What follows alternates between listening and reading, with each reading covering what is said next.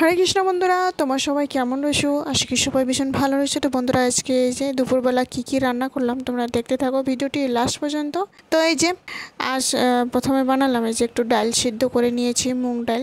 তো এই যে সিদ্ধ হয়ে গেছে, বাকি সোমবার দেওয়ার বাকি আছে। তো বড় মানুষ যেমন তেমন খাইয়েই নেই, তো বাচ্চাগুলোর জন্য তো অসুবিধা হয়। তো বাচ্চাগুলো তো বেশি ঝাল মশলা তো আরও খাওয়াইতে হয় না, তো একটু একটু করে বেশি হালকা হালকা করে খাওয়াইতে হয়। একটু ডাল ডুল থাকলেও তেমন ভালো হয়, ডালটি মানে লাগেই এমন হয় বাচ্চাগুলারে। তো একটু ডাল ডুল দিয়ে একটু সবজি অল্প অল্প হালকা হালকা করে খাওয়াইতে হয়। তারপরে এই যে ডালটিও সোমবার দিয়ে দিলাম, একটু টমেটো কেটে দিয়েছি, এই যে সুন্দর করে শুকনো লঙ্কা দিয়ে ডালটি সোমবার দিয়ে দিলাম, একটা শুকনো লঙ্কা দিয়েছি। ডালটি হয়ে যাওয়ার পর এখানে আমি পটলের পোস্ত করব আজকে। এই যে দেখুন, পোস্তটি সুন্দর, এই যে পোস্ত সাদা সর্ষে, কালা সর্ষে, আদা আর কাঁচা লঙ্কা দিয়ে 3-4টা কাঁচা লঙ্কা দিয়ে সুন্দর করে বেটে আমি পেস্ট বানিয়ে নিয়েছি। তারপর এদিকে ছোট ছোট একটা পটল নিয়েছি, এই যে ছোট ছোট পটলগুলো খুব ভালো হয়। পটলগুলো সুন্দর করে 2 সাইজ করে কেটে ছুলে আমি রেডি করে ধুয়ে নিয়ে নিলাম। তো প্রথমে এই যে পাঁপড় একটু ভেজে নিয়েছি, পাঁপড় একটু। তারপরে এই যে সুন্দর করে ওই তেলের মধ্যে আমরা এই যে পটলগুলো ভেজে নিয়ে নিব। পটলগুলোর মধ্যে একটু হালকা লবণ ছড়িয়ে, হালকা একটু হলুদ ছড়িয়ে আমরা এই যে মুখগুলো, খালি এক সাইজের মুখগুলো আমি একটু ফালা করে দিলাম, কারণ ভিতরটা একটু সিদ্ধ হলে ভালো হয়। তারপর এই যে হালকা একটু তেলের মধ্যে ভাজা করে নিব, বেশি ভাজবো না, নালে নষ্ট হয়ে যায় সবজি বানানোর সময় পটলের পোস্তটি।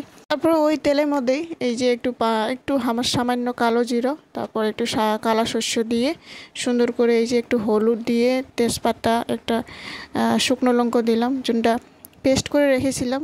এই যে দেখুন, সুন্দর করে দিয়ে নাড়াচাড়া করে একটু মশলাগুলো কষে নিব। হলুদ লবণ দিয়ে দিই, একটু লাল লঙ্কার গুঁড়াও দিয়ে এই যে মশলাটি আগে ভালোভাবে কষে নিয়ে নেব, যে একটু তেল বার হওয়া পর্যন্ত।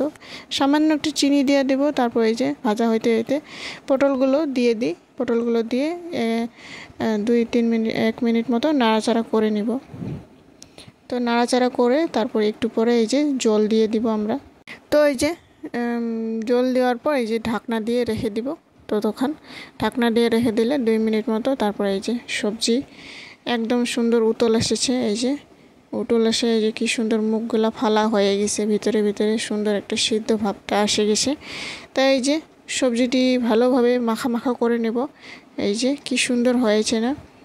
তারপর একটু ঠান্ডা হয়ে গেলে সুন্দর মশলাটি উপরে ছড়ে পড়ে। তো বন্ধুরা, এই যে আজকের পটলের পোস্তটি কেমন হয়েছে। তারপরে এই যে রান্না বান্না শেষ করে নেওয়ার পর এবার গ্যাসগুলো পরিষ্কার করে নিই। তো তেমন তেলের ছিটা সব পড়ে যায়, এই জন্য তো গ্যাসগুলো ভালোভাবে পরিষ্কার করে নিতে হয়। তারপর দুপুরের রান্নাটি এই যে পটলের পোস্ত, এখানে পাঁপড় ভাজি, তারপর এখানে ডাল, লেবু। তো বন্ধুরা, ভিডিওটি ভালো লাগলে অবশ্যই লাইক করে দিয়ে যাবেন।